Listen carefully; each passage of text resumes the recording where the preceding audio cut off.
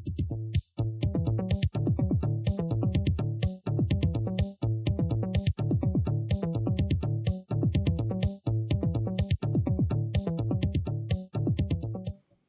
and welcome to another exciting edition of the 7 Minutes Podcast. This is going to be episode 20. I am Zack. To my left and right are, hopefully they'll tell you.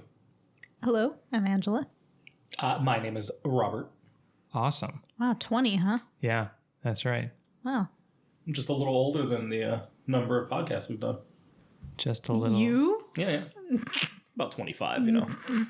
Yeah, we got a ways to go. We had a long road left to travel before we reach the crotchety old age of Robert. Yeah, whatever.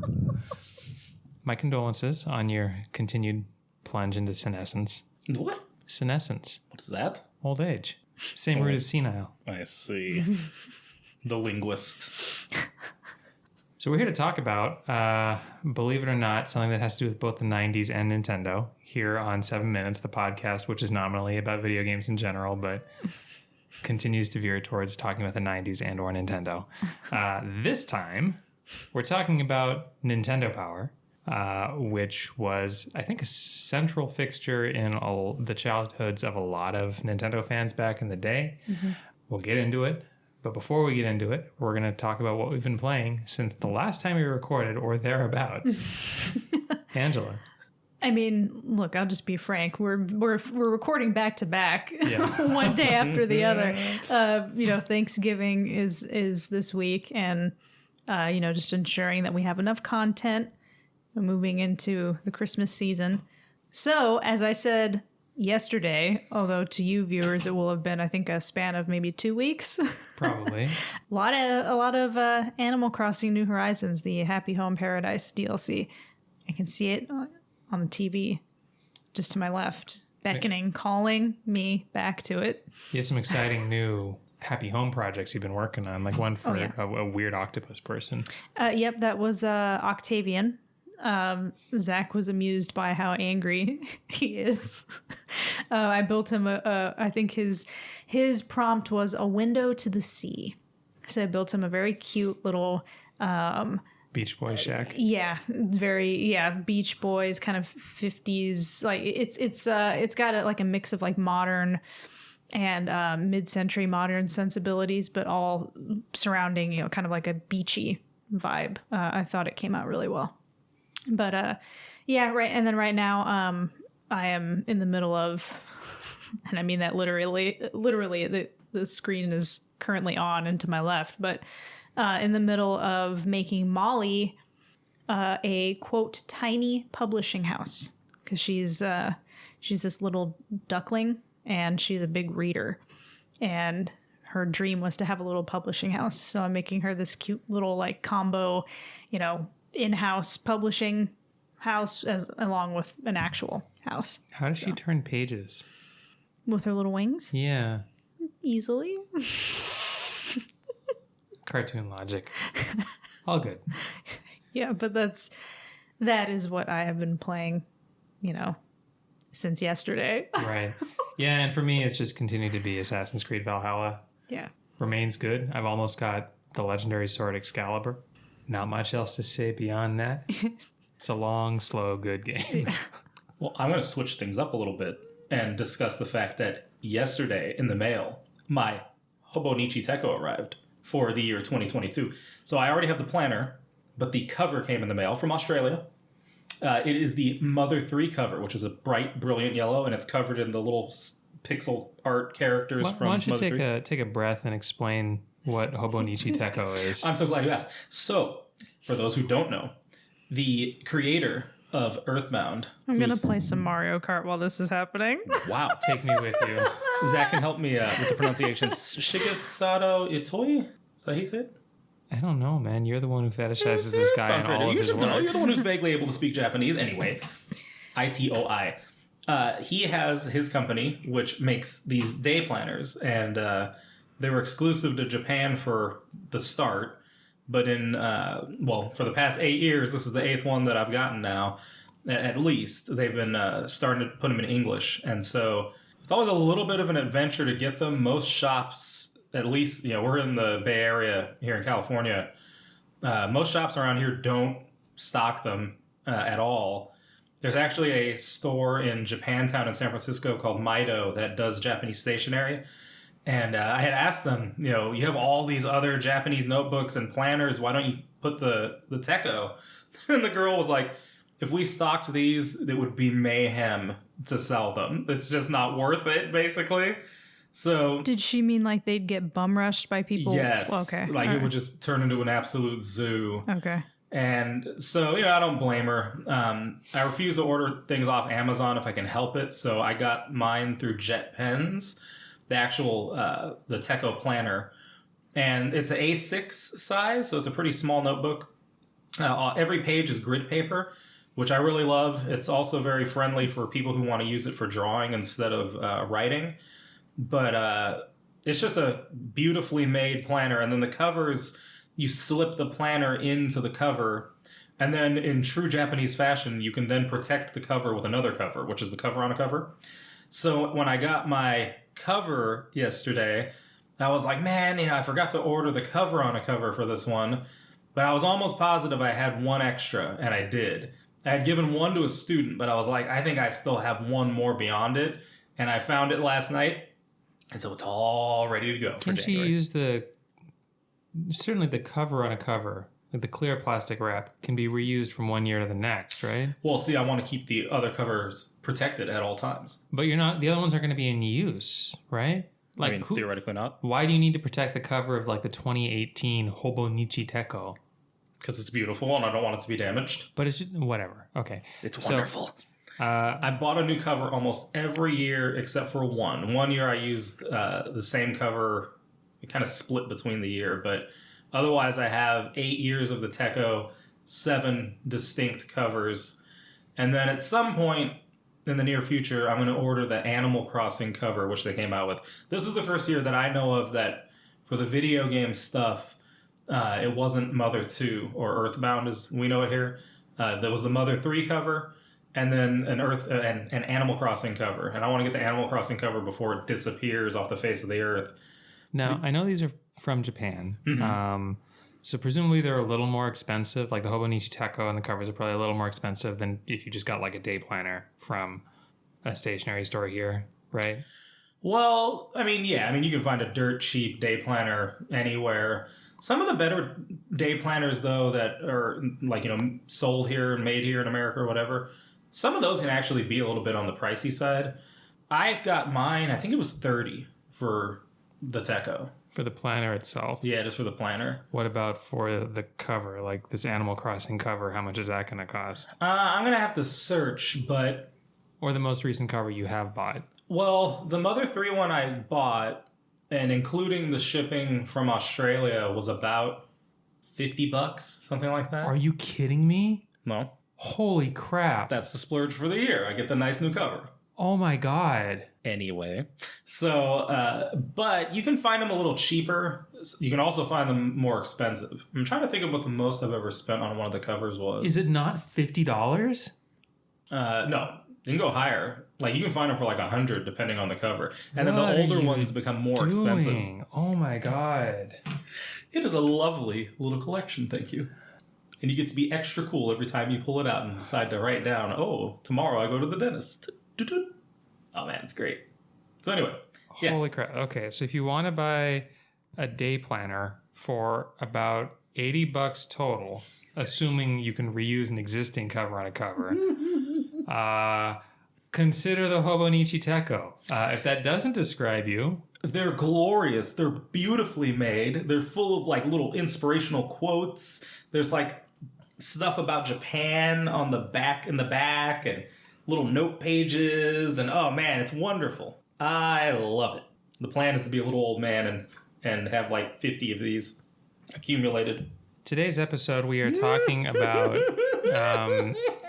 Nintendo Power, which was, not the first video game magazine, but one that was made by Nintendo to only cover Nintendo things. It's been kicking around, well, in our memories now, but it started publication in the late 80s. It was actually the follow-up to Okay, so I don't know. I can't remember completely exactly how people came to subscribe to magazines back in the 80s.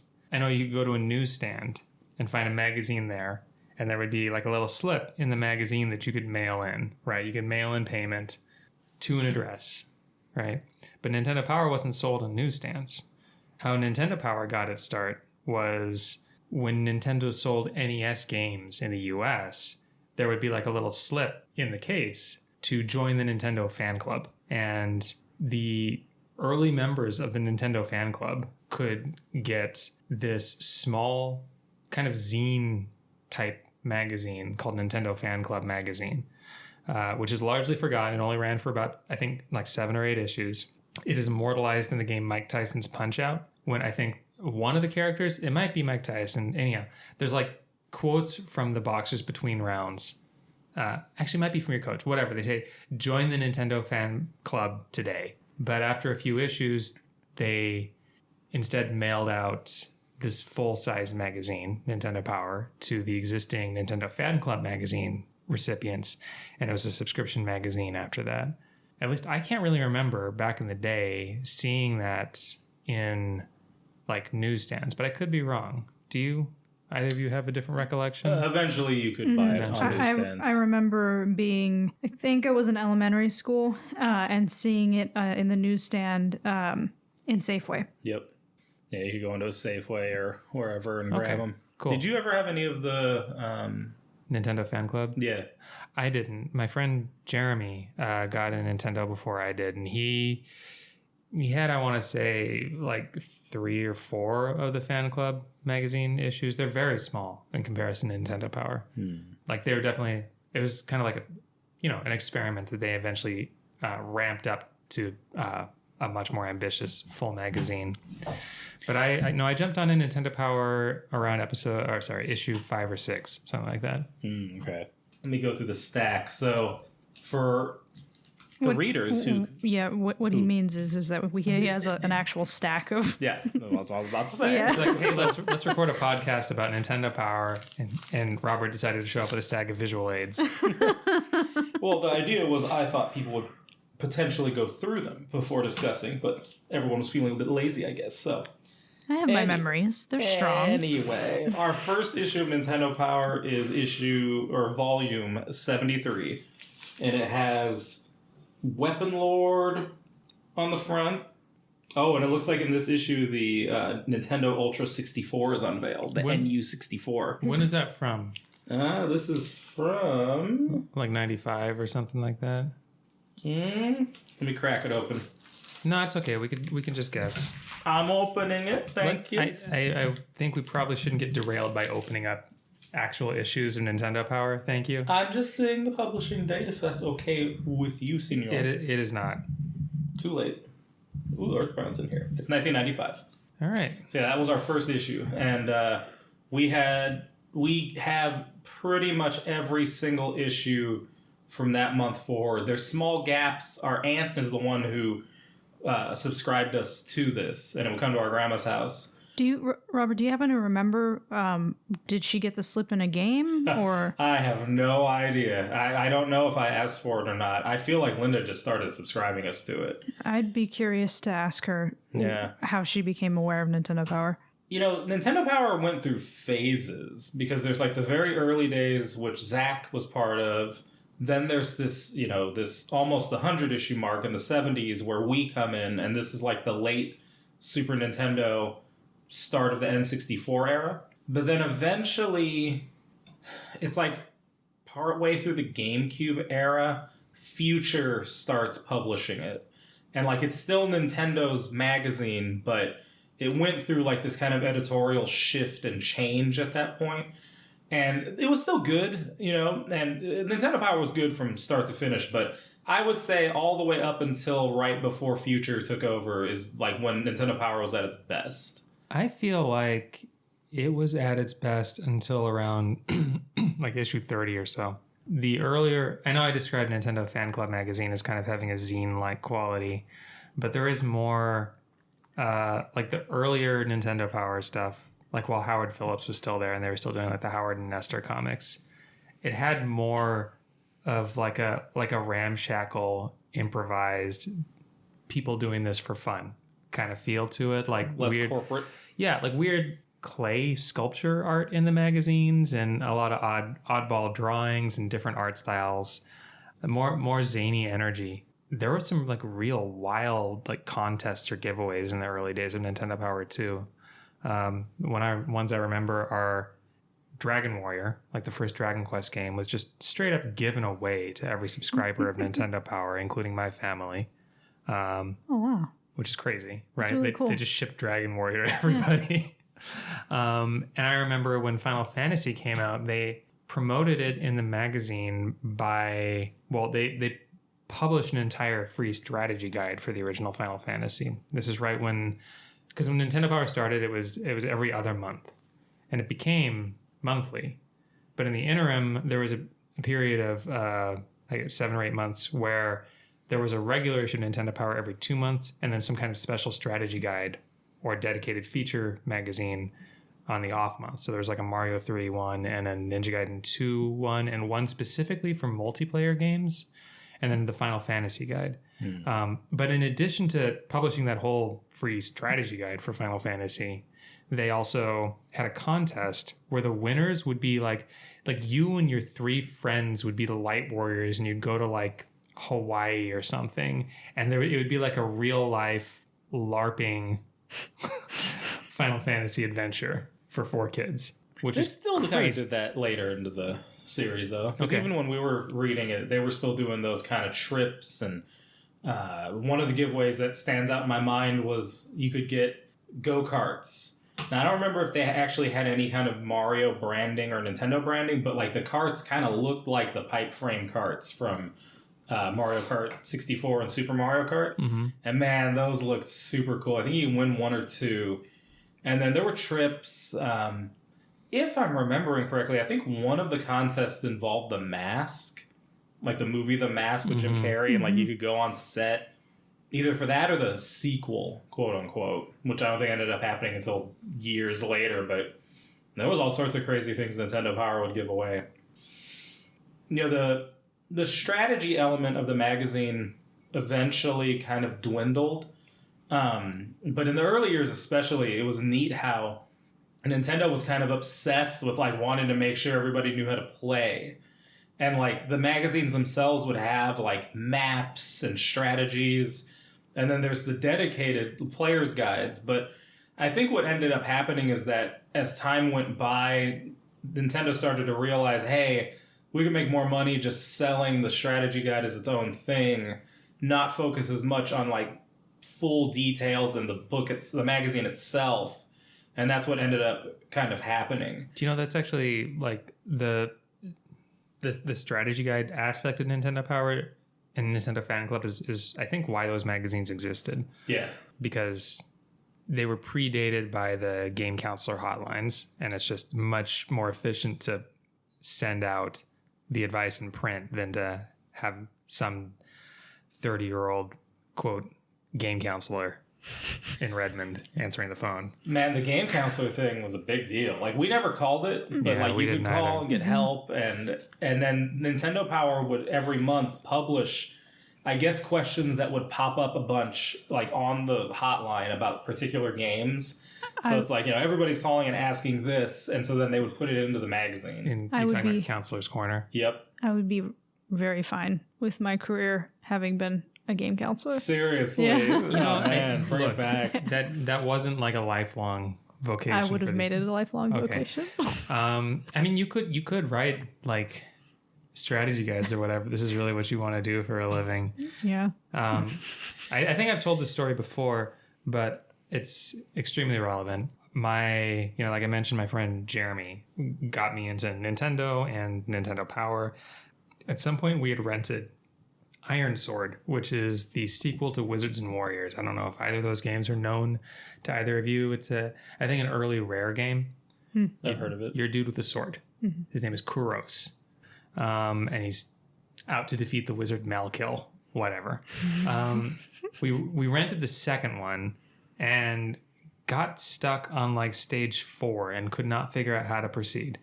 And this is at Jeremy's house, and we had asked Jeremy's parents if we could call the Nintendo Power like game counselor hotline. They're like, absolutely not. You cannot do that. So Was it expensive? yeah, there was a cost. I don't know what it was, but you know, it's like I spend so much money to get you the console. I take you to rent a game, and now like these additional charges, it's not going to happen, right? So what we did instead, and I realized, like at the time, we even realized this wasn't going to help us, but we wrote into Nintendo Power, how do you get past this stage in Iron Sword? And either the next issue or the issue after that, this was actually like printed. I don't know if it came from us, but it was the same question, same spot. We never rented the game again. We didn't, so it didn't help us get unstuck. But that was the best we could do given the budget that we had allotted. I wrote a letter to Nintendo Power, and they wrote me back. You know, Nintendo wrote me back. Nintendo. Was it to Nintendo Power or to Nintendo though? I mean, I think you just wrote to Nintendo. I don't know. I mean, it came back with Nintendo letterhead, not Nintendo Power. What did you write again? I don't even remember. I have it somewhere. I have that letter somewhere. And I also sent in a piece of envelope art. Not surprised they didn't print that. I don't remember that. Yeah. You know, I never tried to send any of the envelope art in despite loving looking at the envelope art. I think when I finally actually tried to send some in, it was the last issue. And I drew a bunch of envelopes and sent them, you know, hoping they would publish them. But I mean, they probably wouldn't have published them anyway, but I think I sent them too late. But that was the only time I tried. I don't know why I didn't try before that or to even write a letter. Yeah. Because I've had letters written in other stuff now, but Nintendo Power, I don't recall getting my name in there for any reason. Yeah. Yeah, like to Zach's earlier point, part of the fun of the earlier days of Nintendo Power was the sort of ramshackle feel of things. And like the first issue, so shout out Alameda Game Exchange, now defunct, but they used to carry game magazines, and they had issue 1 of Nintendo Power just sitting there. And like to this day, I don't know if it's some kind of reprint or if there's something off about it, but as far as I can tell, it's a legit issue 1. It's just a little rough. Like it's kind of scribbled in a couple parts and just not in perfect shape. But I bought that, and it's funny, like that cover, the iconic image of Mario, and it's like, who did they have make this, you know? There was a guy, man, I forgot this guy existed until I brought it up right now. There's a guy on Twitter who was making a name for himself because he was getting hold of the original cover art from the magazines. And he would either get hold of the art itself, or I think in some cases he might have actually gotten like the clay creations that they made for the covers. Neat. But you know, they were making all this stuff. There was, you know, nobody sitting at a computer 3D rendering everything. And you know, this was when Nintendo was less strict about like the super regulated way that everyone was supposed to look. Like even within their own magazine, it's like Mario didn't necessarily match like official Nintendo art. And man, that's some of the best of the Nintendo art, is like when it wasn't, you know, super controlled and corporate and kind of bland. Like a lot of it looks neat now, but that stuff was fun because it was just people kind of letting their imaginations go loose. That's why today, with the official Nintendo art that'll come out, when it's more unusual, like for the last couple of winters, they've put out these images of Mario, like one of him wearing a scarf. And he's looking up with his arms crossed at the snow falling. It's so much different than just the kind of typical handful of poses that Mario is allowed to do. Or there was an image they put out recently of Mario sitting on the beach. I think that's the one I'm thinking of. Yeah, there's like some of him sitting on the beach and he's like barefoot, no hat. And it's cool too because some of it is a mix of 3D art, like the scarf one you're talking about, that's a 3D rendering. Yep. But the image of him on the beach that you're talking about, that's hand-drawn. Yep. And I loved that in the past few years they've been bringing back some of the hand-drawn Mario art and even Zelda. Like they've done some hand-drawn art for like Breath of the Wild.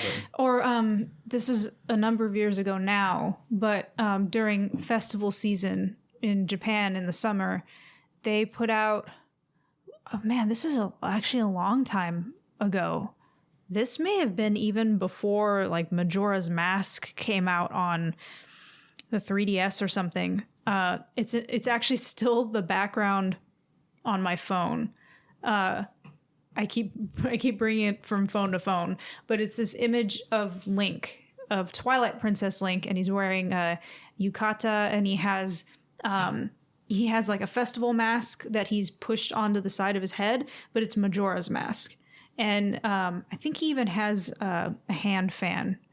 But like it's that unusual, all that unusual art of them, like of the characters in like just regular everyday situations that is more interesting and kind of reminds me of these earlier pieces of art where, like Robert said, things were not as corporate, they weren't as controlled. It wasn't just a handful of typical poses that you normally see Mario or Link in. It's still, I think, controlled. Like I'm sure all that art you're talking about was signed off by like one of like 3 specific people. Of course, it has Nintendo, to be. They're not going to have somebody go rogue and just publish some art. Well, that's the thing though. Like in the Nintendo Power Day, like you probably could just, how's this look? It's like, it's fine. Yeah. Sure, we can put that in there. Yeah. Right? Just the point being that it's just more loose and now there's probably an entire committee that approves every little image. And back then it was probably was it Arakawa? The president of I can't Nintendo of America, I think that's his name. But yeah, I mean, just the stuff that has more personality. Yeah, totally. Yeah. Well, it's cool because, like, so I think I've said this story before. It's a terrible story, but at one point we were running out of space for our copies of Nintendo Power, and I got Angela to come and butcher them with me. So we're going to save certain ones, but then go through and take out the articles and stuff from other ones that we, liked a lot, and then just get rid of the rest of the magazine. So we lost, a few Nintendo Powers from doing that. But my friend Phil from high school, he had all of his Nintendo Power, and it was basically parallel to when we were collecting. And he was like, I don't want them. You can have them. So all the gaps from our collection were refilled by Phil. And then now I have some doubles. And like I think these magazines are so precious because they, for one thing, it's just they're from a different era of, how they would handle things, like the strategy guides and just the way they were written, everything about them. But also there's interviews and stuff in them, like developer interviews and like background material that I think is really insightful.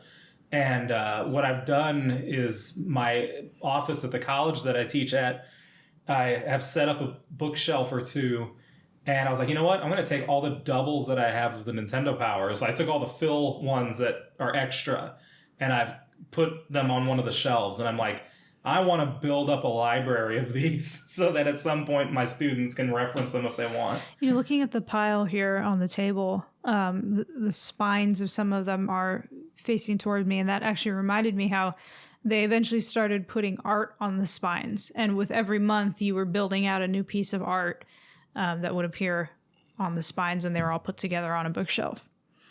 Yeah, it's cool because like the collections, it's Angela and mine, but I'm the one who I'm housing them. And so I have shelves in my place where they're set up. And since I've taken out the doubles and even occasional triplicates, now it's just a continuous stretch of them, and it's neat seeing the images on the sides, and they're not quite perfect either. Like they don't line up exactly, but it's cool. It's like Donkey Kong and all these other different ones that you can see. Link.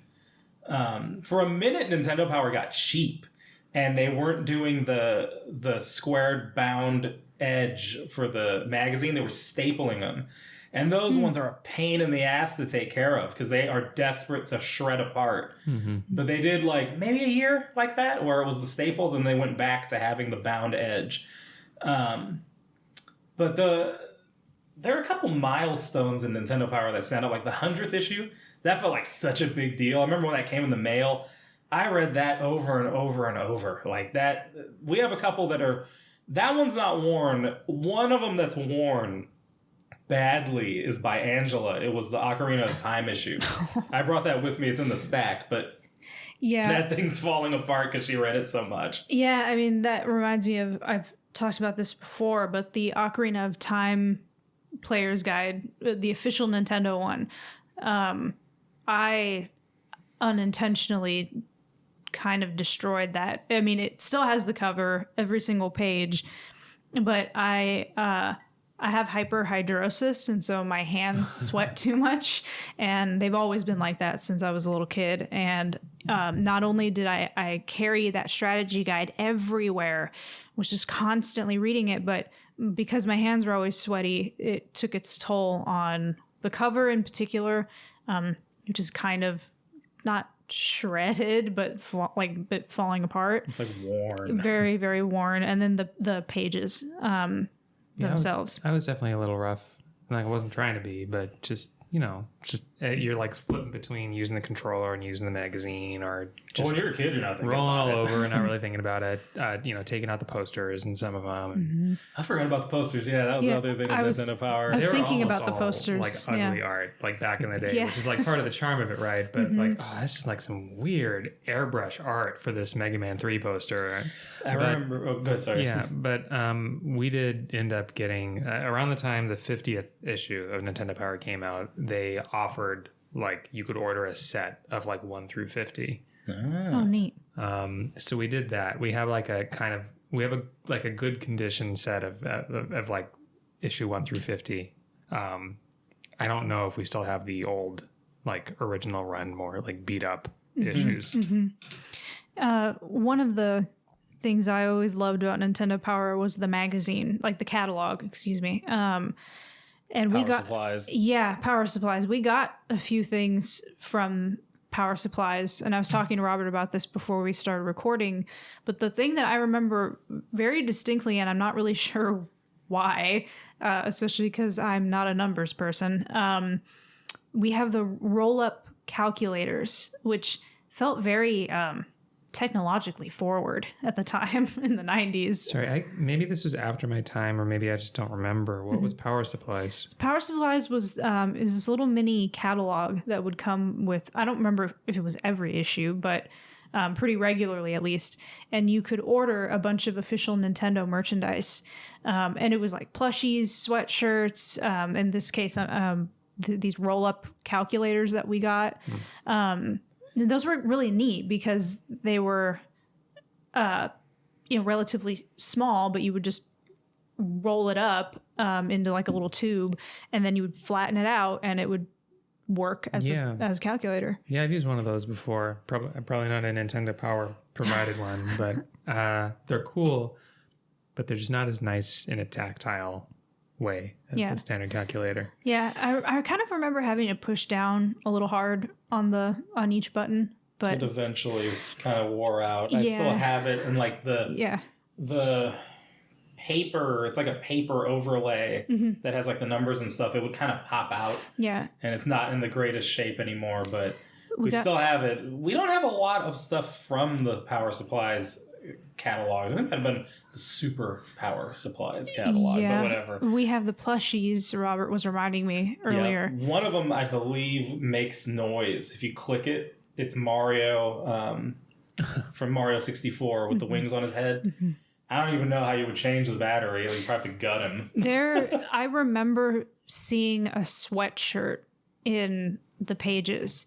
And if I could go back in time, I wish somebody would have bought the sweatshirt so I could wear it. Well, it was interesting because like our aunt would get us stuff, and she got stuff from the catalog. That's how we got all the plushes. Like we have a bunch of the little plushes. We have that calculator, but there were other things, and like it's just so like if you go, you can actually find them online. Like they're archived. People have done scans of the Superpower Supplies, but binders to hold the Nintendo Power magazines. Oh, yeah. I forgot about those. Watches. Like, you can get a GoldenEye watch, special controllers. Like, just so many different things. There's also the special, I think it's for the 100th issue of Nintendo Power, the Game Boy Pocket that you could get. That was gold. Oh, neat. Now, I have a gold Game Boy Pocket, but this one I think actually had Nintendo Power on it. But man, all sorts of things like that. But the CDs that were shaped like the character heads. Oh, yeah. So like they had like Diddy for I think Diddy Kong Racing, like all these different ones, Yoshi's head. Yep. And I believe you could actually put the CD into a CD player and it would read it even though it was misshapen. Yeah. Let me ask actually, when You guys mentioned power supplies, which I have no recollection of. And like, as I think I've made clear, like, I think your first issue was like 70, 73 or something like that. Mm-hmm. I had already dropped off of Nintendo Power by that time. So I'm wondering kind of what else came and went. So I'm just gonna list off features that I remember from Nintendo Power, and you guys can let me know if they were in the later issues. Classified information. Yep. Yes. Counselor's Corner. Yep. Yes, as in they were still in there. Yeah. The letters to the editor. Yep. Those are always in there. And then, you know, like reviews, previews, not playing, whatever. But also the charts. I remember... Oh, yeah, the charts talking about, like, the top 10, I think, of each category. But it was a... Yes. But, like, at least back in the day, what I remember is there were, like, 3 different ways they had of charting. And they would ask, like, the critics, the players, and the dealers. Like, what was selling, what reviewed well, and I think... like votes from subscribers, basically. I can't remember if they separated it that way or not. I don't really remember that myself. But I remember thinking that was pretty cool. You could see sports games or whatever that didn't actually get that much coverage from Nintendo Power. It was still like high up on the dealer rankings, you know? Yeah. One thing, and I didn't know that this was a Nintendo Power publication until much later, but Robert has the original publication of the Super Mario comic and the Zelda, A Link to the Past comic. Yeah, Viz republished them a few years ago. We have the original copies of them. Yeah, so Robert has the originals. I got the Viz republications. And I remember I was showing Zack the Mario one, and I was showing him... I was showing him the whole thing, but when he was flipping through it, he started laughing and saying that it was very clear that comic in particular must have been really formative on me, just because of like the things that I like, or like the way that I'll draw, the things I think are cute. Like Zach was just like, this comic was very formative for Very you. much. Yeah. You know, it's interesting because when the Viz versions came out, an account on Twitter, it's like a video game art account, was asking about a specific comic. And now I didn't realize that there had actually been other Mario comics published beyond what was collected in the volume that exists. And so the guy posts this image. I can't remember which character it was. And I swear, I was like, that looks just like the comic that's in the Mario one. And so I had commented and said, yeah, that's in the collected edition. And I don't know why the response was so negative, but this guy was like super incensed and was like, that's not in there. You've clearly never, looked at like, how fucking dare you? Yeah. Oh man. It's funny because it was late. Like I was getting ready to go to bed, and I had like seen that he'd replied to me, and I was like turning the lights off in my place. I turned them back on, went to my shelf, and I grabbed my volume. And I know they're rare, which is part of the reason I think he said it. Like, he's like, you don't even know. Yeah. I took it, and then I took the reprint, because I bought the Viz versions. I threw it next to it, and I said, I own both. And I go, I was mistaken. I go, because now that I'm looking at it, I see it's different than what I was thinking of. I'm like, but I own both of these. And he, like, totally kind of changed his tune. So you're like... Your big win was not that you were correct. You were actually incorrect. Yeah, I was like, I'm fine being wrong, so but just so you know, I don't have it. Just so you know, you were right, but I have this. Yeah, so you were right, but you were also wrong. Yeah, it's like, no, don't talk crap to me like I'm some noob. It's like, I've been here since the beginning, my friend. It's like, I got this shit on lock. You don't even care whether you're right or wrong. You just want the cred of be like, look at me, I'm the original Nintendo fan. It's like, I'm not the noob who bought the one from Viz. Like, I got the old school one. But I actually, when I was growing up, I didn't really care for the art style of the Zelda comic. And it wasn't until I got a little older that I developed a greater appreciation for it. It's still not my favorite art. I think Link can look a little bit odd at times in that comic, but overall it's actually, there are some panels that are actually really beautiful. Oh yeah, like it's either my brain reads it as watercolor. And it might reminds be, me of some, especially because the colors are so muted. It's definitely painted, and it's freaking beautiful. Like, Are we thinking of the same Zelda comic? I don't think it's painted. I think it's... I don't know that it's painted. I'm saying... You talking about the kind of like Link to the Past based Yeah, I was saying that the line art itself is painted, I believe. Like it's hand drawn comic art, but the coloring was done with paint. And I was saying that the muted tones of the whole thing remind me of watercolor. And if it's not watercolor, it might be some acrylic, but still, that's all painted. And it's definitely not computer coloring. I think it's not computer coloring either. I think it was last year or maybe the year before. I don't even remember how I came across this. It was maybe something that somebody posted on whatever social media platform. It was a picture of this particular Bowser plushie from Japan. It was like a UFO machine prize. And I saw it and just instantly knew it had to have been inspired by the art style of the Nintendo Power comic. So I just instantly fell in love with it. And there are lots of things that I'll see and then I'll just buy instantly. But this thing required some searching because I had to, it was like a collectible from the 90s, the early 90s, and I had to track it down and find it. But I immediately found a couple of listings on like eBay or something of this little Bowser plushie. I had to have him, and I got him, and I just love everything about him. But it's so cool having this this plushie that, like I said, it's like basically a piece of the art of that comic in my hands. Just so freaking cute. I love him so much. Like Zack, I kind of mentioned this closer to the start of the podcast, but it was neat how Nintendo Power would have things like these comics in it. Like it made it worth buying the magazine beyond just the strategy stuff. Like for me personally, the strategy stuff was kind of low priority. Like I don't really remember getting stuck in games, and but see, the NES games were a different beast than even like the Super Nintendo ones.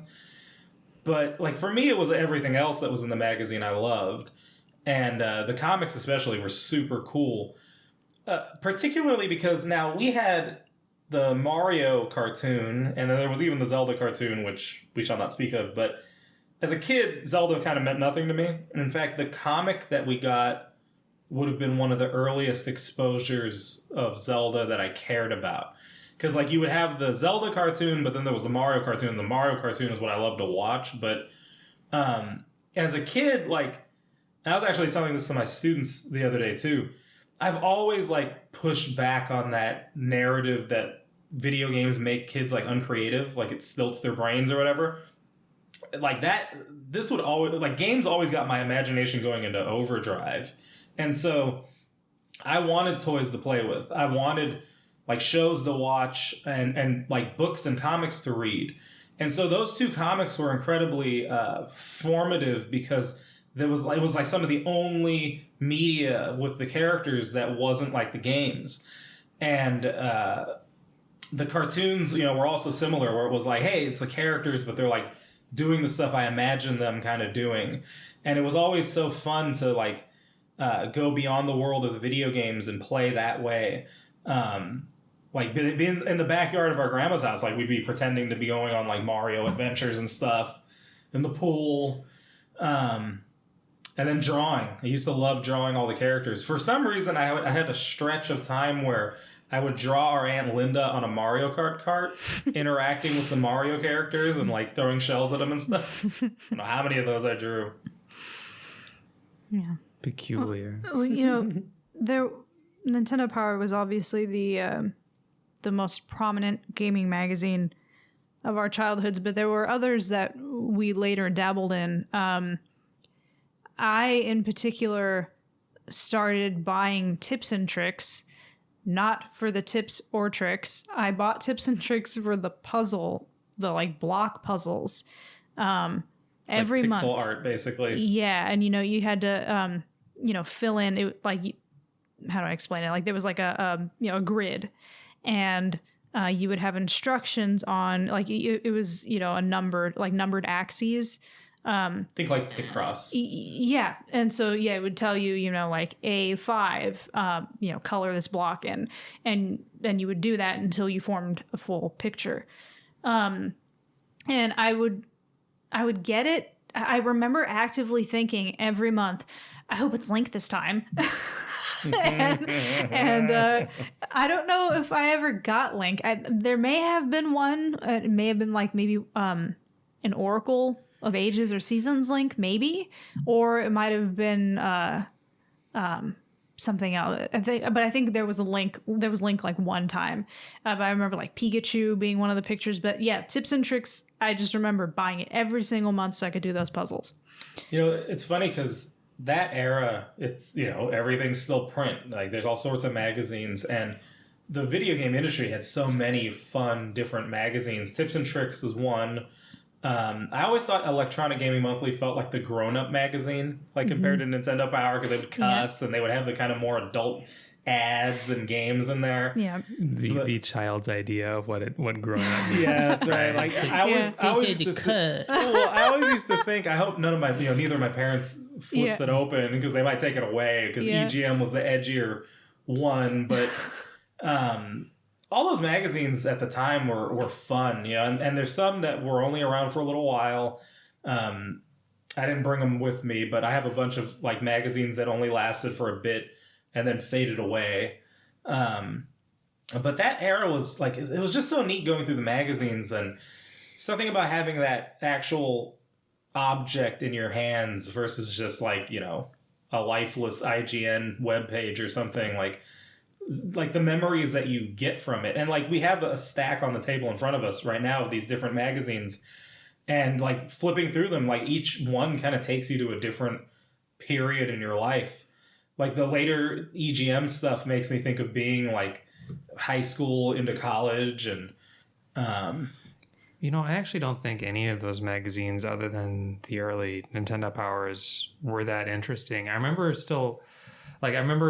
picking up some EGM, trying a little bit of GamePro. I didn't really like GamePro at all for whatever reason. Wasn't GamePro a local publication? Yeah, I think GamePro was in Oakland. Yeah, or at least at some point they were in Oakland. Yeah, I believe that. And then I think Next Gen, and there's one called like Gamers Republic. I don't know. Like that was around for like PlayStation Dreamcast era, I want to say. I remember liking GamePro. But none of them really had, I don't know, there's some kind of like a character to Nintendo Power that none of the other ones really had. I think maybe because it was more of like an idiosyncratic in-house thing.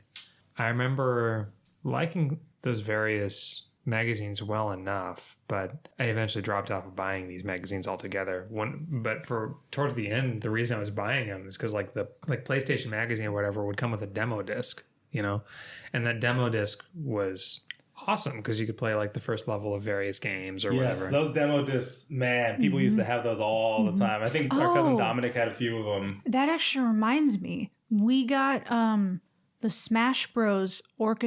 Smash Bros. Melee Orchestra CD from an issue of Nintendo Power. Yep. And I feel really bad admitting this.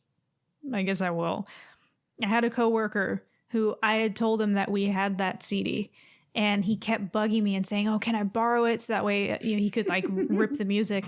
And I kept lying because I just didn't trust him. I mean, I don't trust anybody who's not me with my stuff. But I just remember lying to him and saying, "I'm sorry, man. I can't find it. I don't know where it is." Like, that was not true. I just didn't trust him. Do you have that right now? Yeah, it is here in the house. Okay, sure. We don't know where it is. Yeah, you can't borrow it. Don't officially know. We have no idea where it is. I was wondering where it was because I was trying to remember where it wound up. There's a few different CDs we have from across the years. I don't remember. I think I am actually 100% positive I know where it is right now in the house. But yeah, I just didn't trust him with it. But that CD, I don't even know. Like maybe if I went and tried to see if somebody put it up on YouTube, I could find it. But that music is so good. It's so beautiful. Like the rendition of what's it called again? The Fountain of Dreams. that in particular is just an incredibly beautiful track. It's super dramatic and like over the top, almost like movie soundtrack kind of quality. I mean, it's just amazing. And I think it was recorded in front of a live audience, performed in front of a live audience, and recorded somewhere in Japan.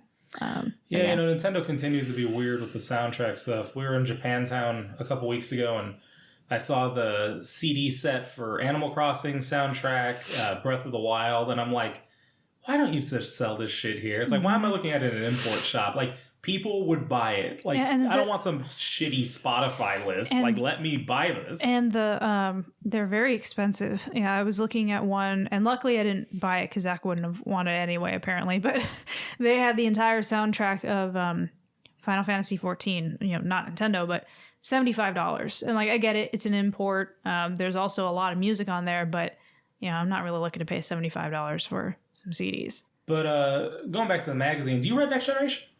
Bit, yeah. Oh, okay. Yeah, we. I think I've mentioned this in an old podcast, but I rediscovered Next Generation like within the past year. It was a magazine that I think came as a replacement for something that stopped coming to our grandma's house. So, backing up a little bit, Linda got us Nintendo Power, but then Linda and Grandma would occasionally like just subscribe us to certain things. So like we had the Spider-Man magazine coming.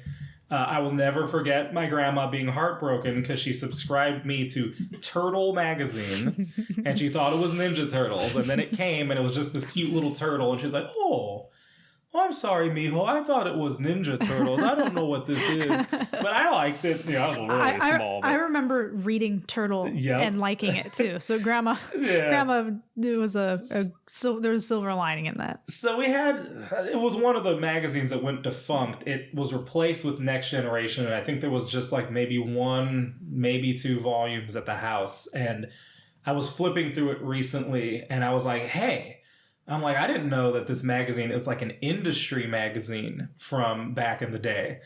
And so I love, like the history of games and stuff, but I also love like industry stuff. And so, man, I've become obsessed with this magazine. I haven't been able to order more, but like back during the summer, I had gotten my hands on about 4 or 5 extra copies and was accumulating it.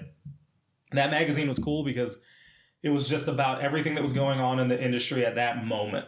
And so like late 90s, it was starting to talk about like online gaming, stuff like Ultima Online and the coming of like the PlayStation 2. And it was just, it's so neat. They're like little time capsules.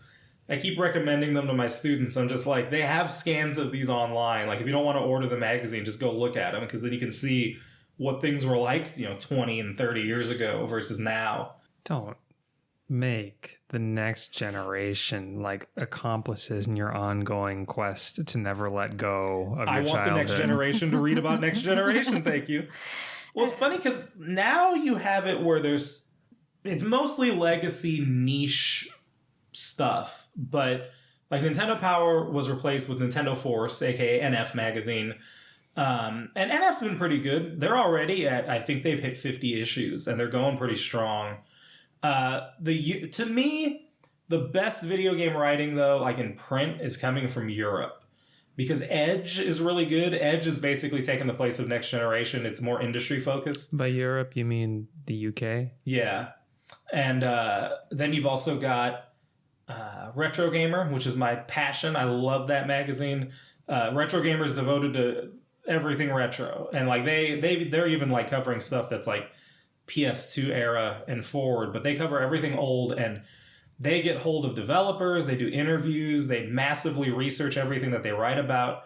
The Nintendo 64 issue just came out and they were talking about different things about the architecture of the hardware that you probably wouldn't read about anywhere, including stuff from developers who were like talking about tricks that they did to get more processing power. One guy, I wish I could remember what the game was, he squeezed some kind of processing power out of the N64 using a certain channel that I guess they would prefer he didn't. And so there was some kind of update later, and I guess someone from Nintendo was like, so now you can use this. Please don't do the thing that you were doing before. And like that's the kind of stuff I love reading about. And so you have that. There's a couple others, like there's Nintendo... man, I feel bad. I'm not going to plug them properly. Isn't there a UK magazine, or at least it used to be called like Games TM or something like that? I believe so. There's another Nintendo magazine that sounds right now. very familiar. Ninty Fresh, before I forget. Ninty Fresh is a new Nintendo-only print magazine. They're doing really good work, too. But, like, if you want to go to the newsstand and find stuff, there's, like, nothing, practically. It's like, if you go to Barnes & Noble, that's the only place I can think of where you can find gaming magazines, and they're almost all UK-based magazines. And then NF you have to subscribe to. But Games TM, yeah, that was... Is NF Nintendo Force or Ninty Fresh? That is the Nintendo Force. I have written a little teeny bit for Nintendo Force in the past. I like looking back at these magazines because they are from a different time, literally. But I get no enjoyment out of reading games journalism today. And I don't really want to get too into it, but I appreciate that looking back at these magazines, you know, it was just about the games and it was about the industry. Yep. And with time, you know, yeah, they started, you know, diving into related topics, but kind of broadening the topics that they were talking about. But at the end of the day, it was just primarily focused on the games and the industry. It's like there's a guy named Philip Summers who does the hand-drawn game guides, and he had been like slowly but surely building up quite a devout following of people, and he was doing these like zine-type publications where it was strategy guides, but he was hand-drawing everything. And the most recent one he put out, I believe, was for the original Zelda, and then he was gearing up to do another one. God, wish I could remember which is the one that he was taking pre-orders for. I think it was Metroid. And right as he was like taking the Kickstarter for this, someone came to him and asked him to stop. Or they were like basically telling him it would be a good idea if you maybe rethought this. Now, he was tactful. He did not say which video game company came and told him basically they didn't think it was a good idea that he was doing this anymore. Mm-hmm. Now, this is an example of the shitty state of games journalism. A writer had gone onto their Twitter page and instantly just said, Nintendo told him to stop. Mm-hmm. And it's like, well, Philips made games that have used Konami properties and that have used Koei Tecmo properties. Mm-hmm. It could have been either of them, and you don't know. Right. And not knowing, they like matter-of-factly just said, Nintendo told him to stop. Mm-hmm. And he went onto Twitter and he said, I didn't say who told me to stop, and I'm not going to. Mm-hmm. And they barely like even retracted the statement. But it's like, that's that kind of crap where it's almost not even fun reading nowadays. Like the UK stuff that I enjoy, I like it because it is just like hyper focused on the games. Like if you open Retro Gamer, Retro Gamer's just talking games.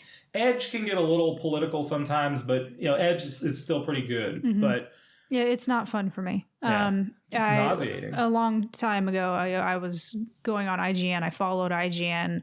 I don't want to touch IGN with a 10-foot pole or really anybody else anymore. I enjoy writing for Nintendo Joe because I can just stick to, writing about games. And, I run our Instagram account and I just stick to gaming news and happenings. And that's the way I would prefer it to be. And if people have a problem with that, they're free to have that opinion. But I just don't.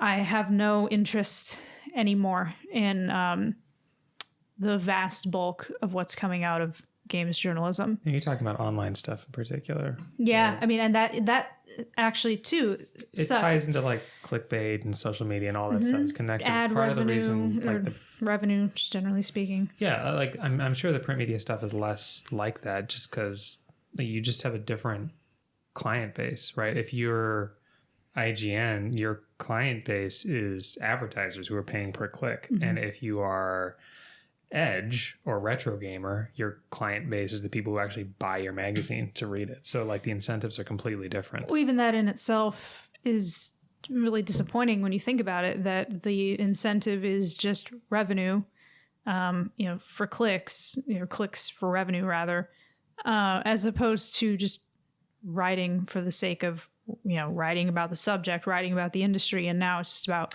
it was also fun too, though, because like the old print stuff was like some of the stuff, if you're going through it, would be like, oh, they'd never get away with writing that nowadays. And it was fun because it was like, it almost spoke to the kind of counterculture aspect of games that is maybe less so nowadays. I mean, I think games are more mainstream than ever. Yeah. But like at the point when we were reading and like EGM was at its height, it was a bunch of dudes writing about games and saying some off-the-wall stuff that you would never dream of saying today. And I'm not saying that that's necessarily good, but it's kind of refreshing when I go through it because it's like, you know what, these guys don't give a shit. Like, they're just kind of having fun, writing about games.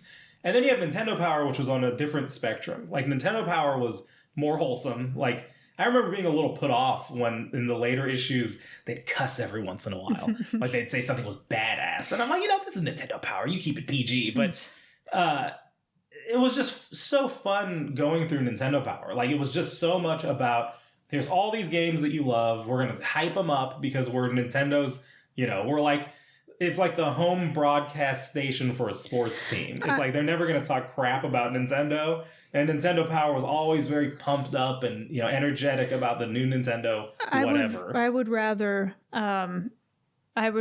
it be like it used to be, where write what you want and who really cares what, you know, if it offends someone, it offends someone. Everybody's going to be offended about something, and that's, I think, more true today than ever before. But not having to worry, you know, am I saying the quote unquote wrong thing? I think it's just it's more not authentic, but it's just more.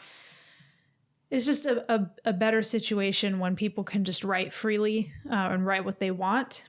And if you don't like it, you don't have to read it. You don't have to buy the issue, or you don't have to click on the article. But looking at these old magazines and even remembering some of the stuff that I've read in these magazines, it was just a better time and place, I think. Well, plus I also think it's a lot more special, these physical, you know, relics.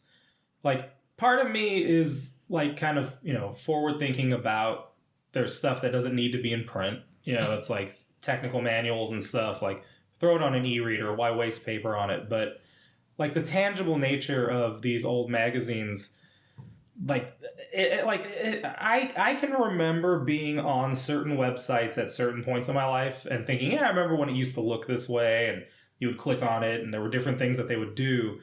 And there, you know, there's worth to that. But unless you go find some of this stuff, and a lot of it ends up getting just buried, you know, it's like, but with like these magazines, I can just go to my shelf, open it up, and can, in some cases, remember the actual day of reading it for the first time, or what the weather was like, and just totally being transported back, especially too because the design elements permeate every bit of the magazine.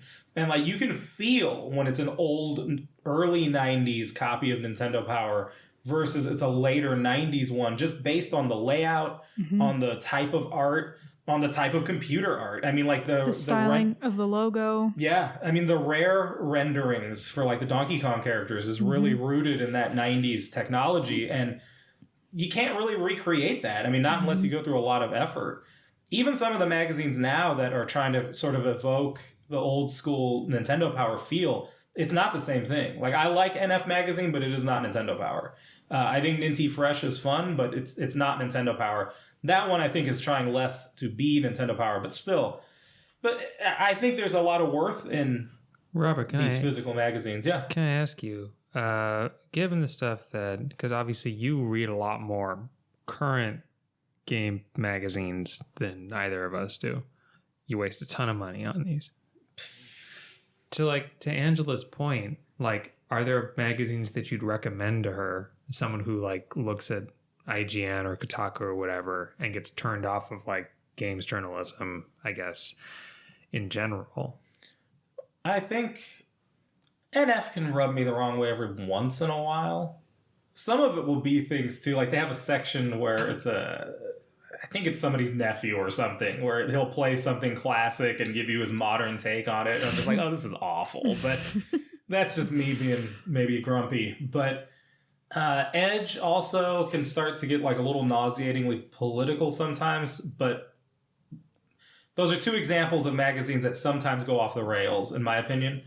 Retro Gamer, I have yet to read it and be annoyed. Like, Retro Gamer is pretty much just, if you want to read about old games and it's just about the games and you get all sorts of cool information that you'd never get anywhere else, absolutely read Retro Gamer. It's probably the best video game magazine on the stands. What about Ninty Fresh? Ninty Fresh is cool. They're only about 4 issues in, so I can't really give a strong opinion on them yet, but the first couple issues that I've read have been pretty cool. A lot of just like kind of retrospective stuff about Nintendo. Ninty Fresh sort of falls, it's like the love child of Nintendo Power and Retro Gamer, basically. Yeah, I think Retro Gamer sounds like the most appealing to me because I'm very, very picky about everything that I play, but especially too when it comes to newer games that come out.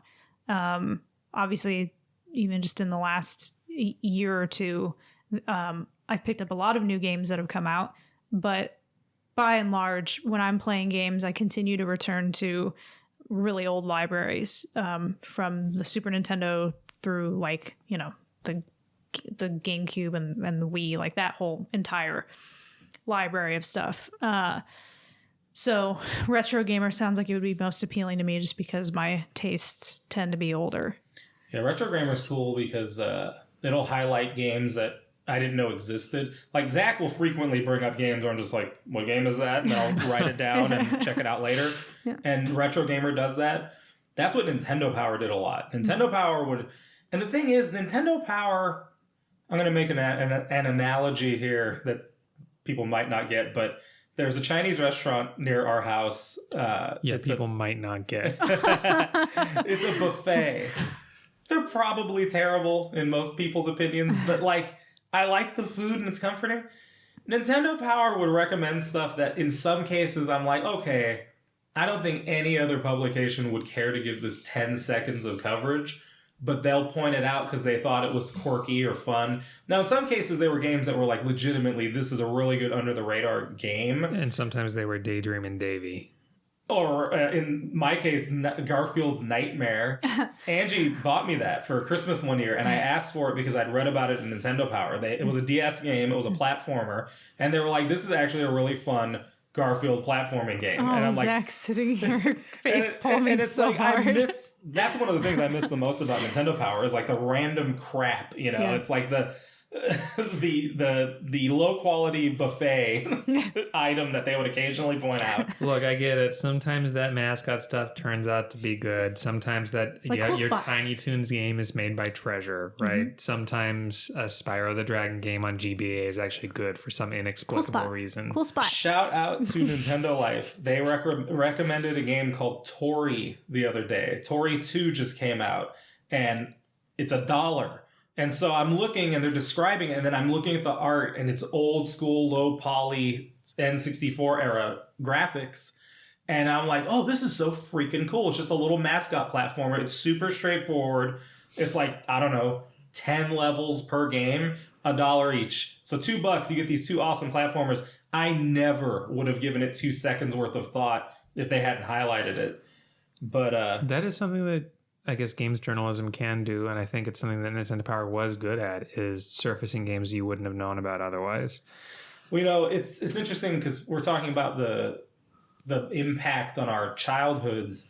So we have family, and I have them subscribed to NF Magazine because I remember it was so fun being at grandma's, and then the magazine would show up, and pretty much all of our family loves video games, so I'm like, I'm gonna make sure they get NF every time it comes out, and they will talk to me when it comes in, like, hey, I got the latest issue, it had this poster, it's super cool, I put it on my wall. And I'm like it makes me happy because I'm thinking, you know what, I hope that when years go by, they'll have this little stack of these magazines, and then they'll be doing what we're doing now and looking through and remembering, I remember when I was in middle school or high school, and we would get the magazine all the time. And they're clipping out their favorite parts. Oh, God. We have some copies of EGM that have bits cut out. Like we'd use them for projects. Like Angie had cut out some stuff from one or two magazines for school, and I know I did the same thing.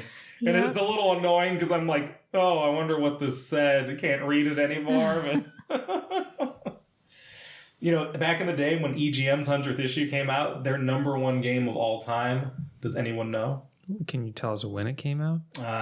It would have been in mid 90s, I think. Mid to late 90s. Number one game of all time. Yes. I think it really depends when it came out. I'm sure it was something that just came out a couple years before that, if that.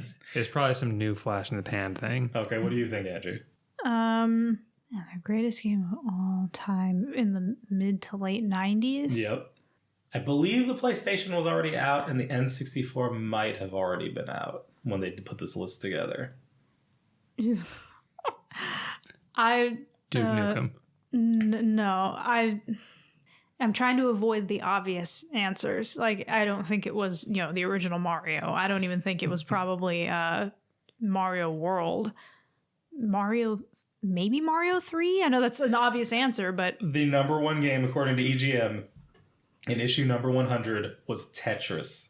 Oh, wow. Total off the wall, and they were serious about it too. They put Tetris as the number one game. That's a safe choice. I remember EGM, like they used to love to talk crap, and it's something that again, like you don't see now, right? I wish I could remember who it was. Some publication online was saying like, we need to stop talking about lazy game developers. And then here was EGM, the exact opposite. They had the shame of the month.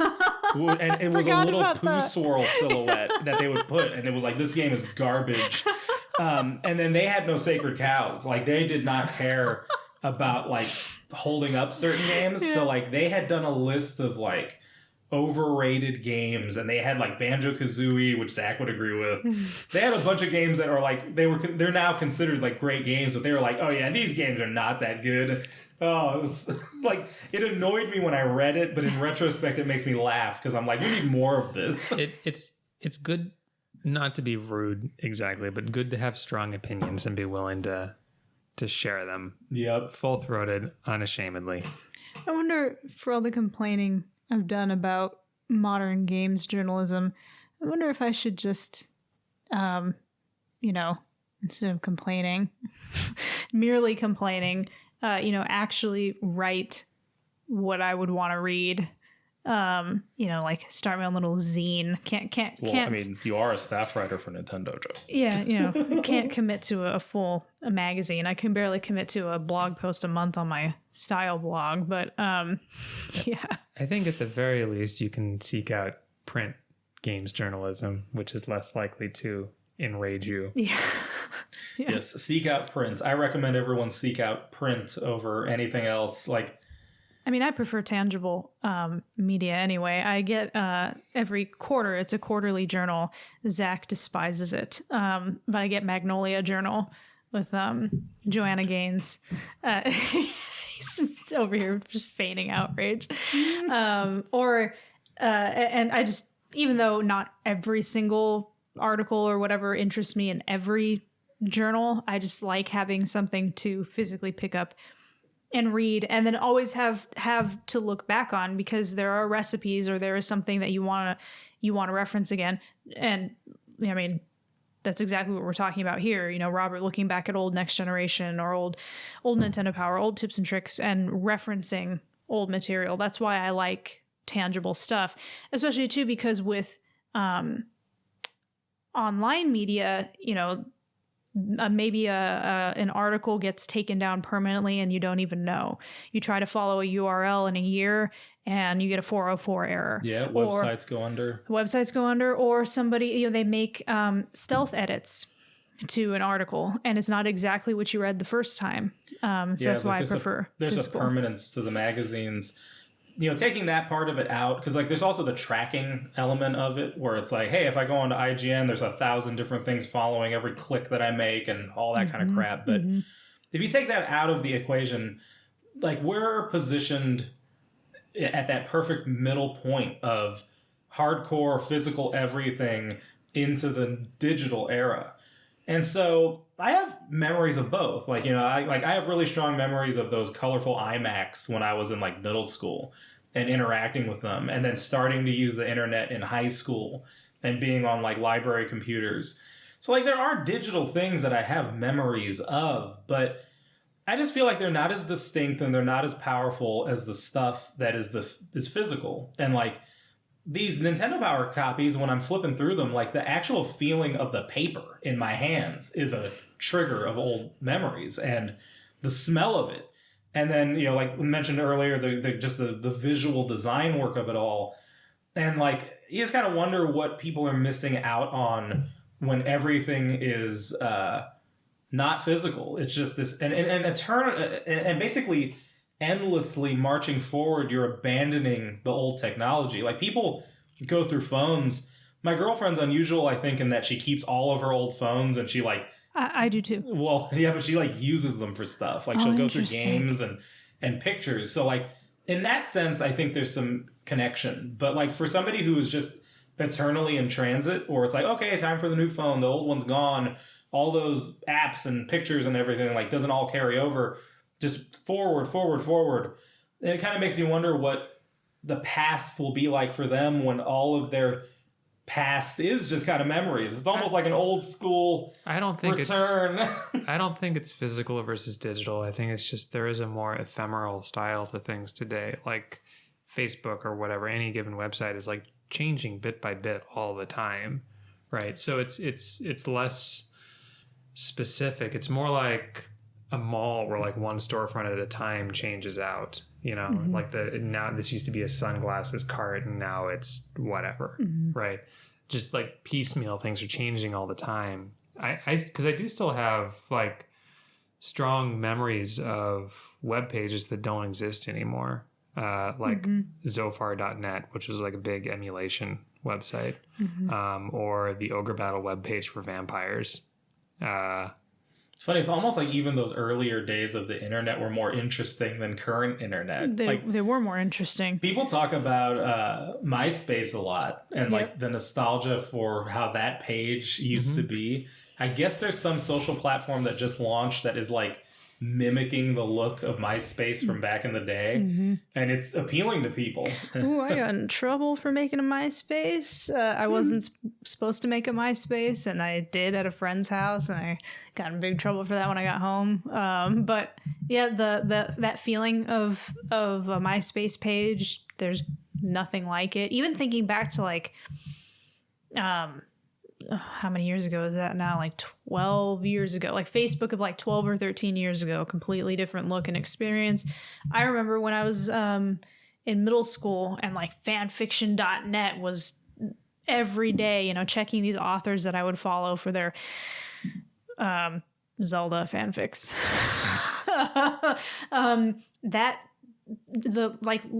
Closing my eyes and thinking of the way that interface looked is just so early internet, so archaic feeling now, but so much more charming and interesting.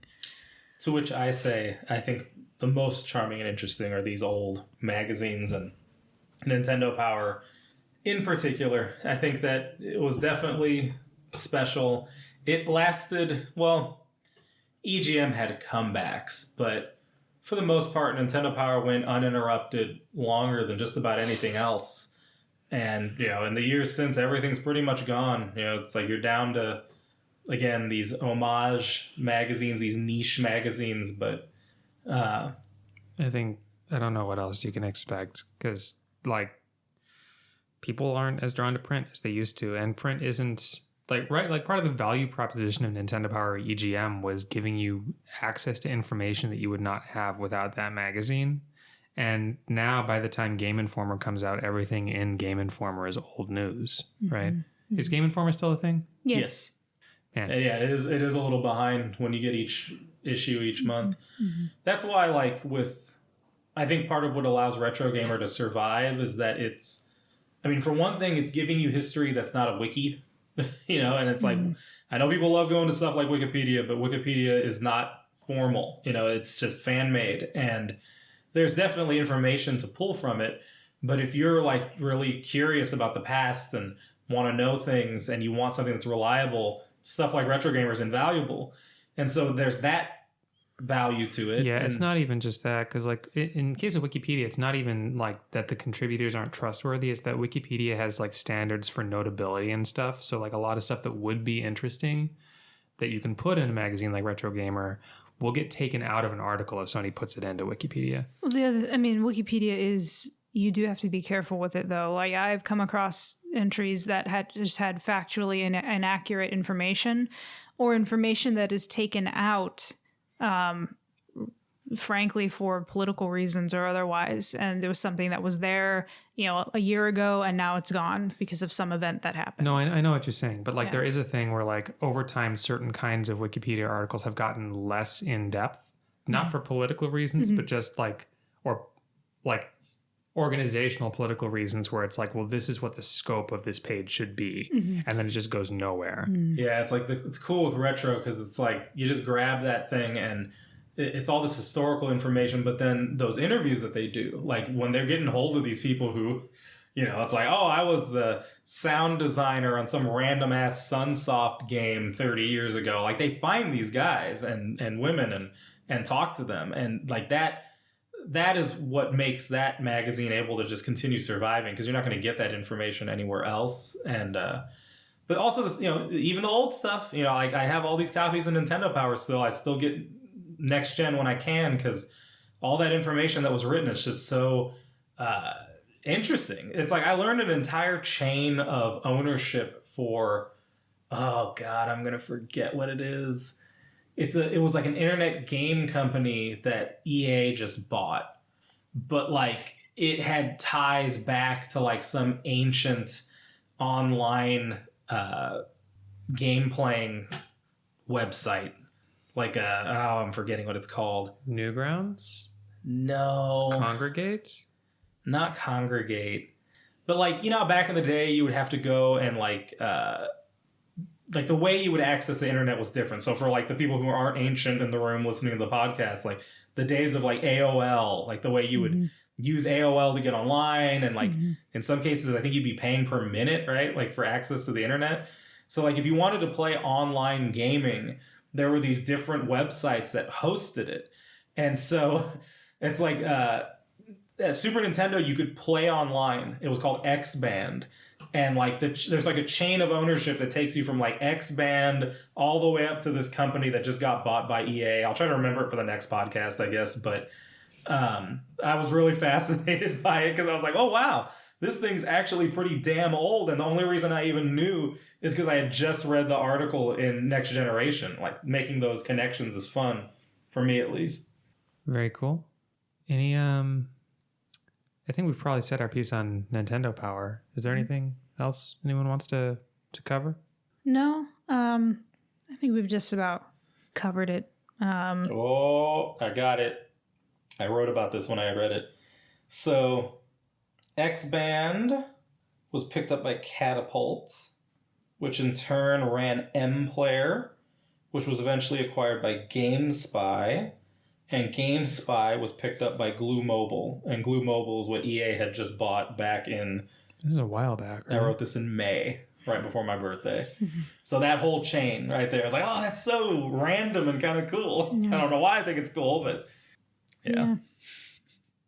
I think the closing anecdote here is just, if you are interested in games history, reading about the industry, and especially reading about the industry as it was, especially as it was developing, which was a very interesting time, pick up old gaming magazines. If you see them at, in thrift shops or flea markets, or even if just go online, eBay, stuff like that, pick them up, preserve them if you can. Because eventually they probably will wind up in a landfill if you don't, and with it, it takes all of that information. So before I forget, this will be how I'd like to end it. To Angela's point just now, don't throw them out. So I actually had read a Retro Gamer piece that it annoyed me. The guy talked about how quote unquote, nobody wanted any of the magazines he had, so he threw them away. Don't throw them away for the love of God. Donate them to a library if you don't want them. But the Smithsonian wants these. Mm-hmm. So the Smithsonian has been taking donations of game magazines, players' guides, all that kind of stuff. So if you have a collection and you don't want it, mail it to the Smithsonian. They'll tell you how to get it to them. They'll probably pay for the shipping, I'd imagine. But there's other... Or try to contact one of us. Yeah. I mean, honestly, like, you know, if you want to send them to Cal State East Bay, send them there. I'll take them and catalog them. But there are people who want them. There's the Video Game Museum in Texas.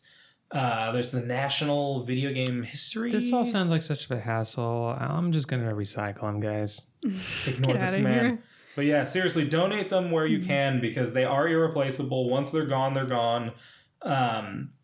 You know, there are websites where people are archiving them, like they actually take them and scan them, but like it's good to have the actual magazines. So get in touch with the university. Like I said, if you're local here, Cal State East Bay, tell them that idiot Robert who has the podcast said he'll take magazines.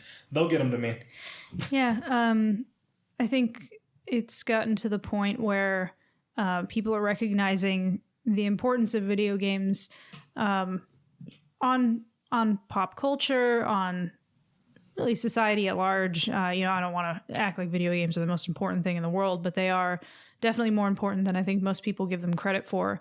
From an artistic perspective, from a writing perspective, from a technological perspective, and just like preserving books is important, extremely important in my opinion, particularly physical, tangible books.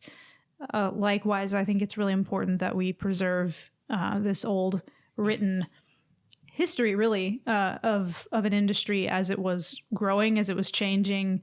I think it's important to preserve that. So do, if you can, if you just have these piled up and you don't want them, yeah, you know, either donate them to a library, give them to someone you know who really genuinely wants them to preserve them, or, you know, reach out to the Smithsonian, reach out to these different organizations that really do want them. Realistically, if somebody has like 2 spare issues of Game Pro sitting in a closet, no one's going to want that. I'll take them. Somebody will want them. Donate them. You can even donate them to, like I said, to thrift shops. You know, we have Savers on this side of the country, which is, it goes by a different name in different regions, but Goodwill, you name it, different thrift stores. Salvation Army, St. Vincent de Paul. Yeah, you know, they will take magazines and old magazines because they know people want them for different reasons, whether to read them or to, you know, repurpose them for some reason. But just don't just throw them away, because you never know. You donate those 2 issues of Game Pro to a thrift shop or something, you know, there's somebody like us who's looking for them wherever you are in the world, who's, you know, truly one man's trash is another man's treasure. So final thing is just like keying off of something Robert said. Like, there are magazines that you can find scans of online, and at least last time I checked earlier this year, the first, I don't even know how many issues of Nintendo Power are available online. Like, you just find and look at PDFs. So if you're curious, or if you remember reading Nintendo Power back in the day and you want to browse around, just Google around, you'll find it. I don't have a link to read online or anything like that, but it exists. This has been 7 Minutes, episode 20, talking Nintendo Power. Thanks for joining us.